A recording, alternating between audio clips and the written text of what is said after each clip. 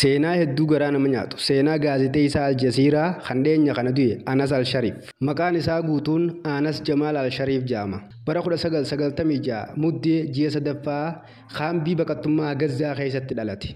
Maatiin isaa warroottan Israa'el bara 1948 dachii isaaniitirraa buqqaasanii godaansisan keessaa tokko. Erga baqatee kaambii baqattummaa Gazzaa jiru keessa qubatanii booda barnoota isaa Yuunivarsiitii Palestaayin achitti digirii isaa jalqabaa baratee fudhate. Achuma barnoota isaa Yuunivarsiitii Palestaayinitti BAE Mass Communication Television and Radio jedhamu Yuunivarsiitii Aqsaa irraa fudhate. Gaazexeessummaa keessatti dhugaa fi amanamummaan hojjechuudhaan beekamtii guddaa argate.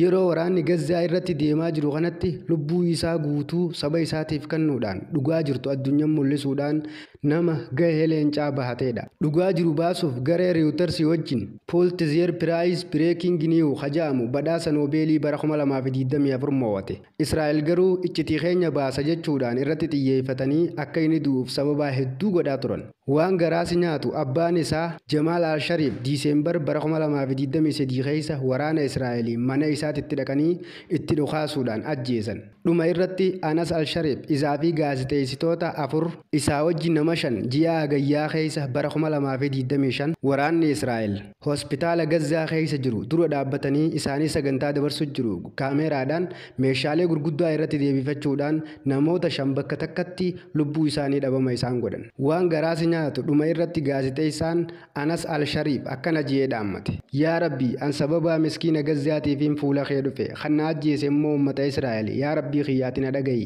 an fuula kee deemeetiin jira jechuudhaan tiwutara isaatirratti maxxansee seenaa dhaammatee addunyaa irraa deeme.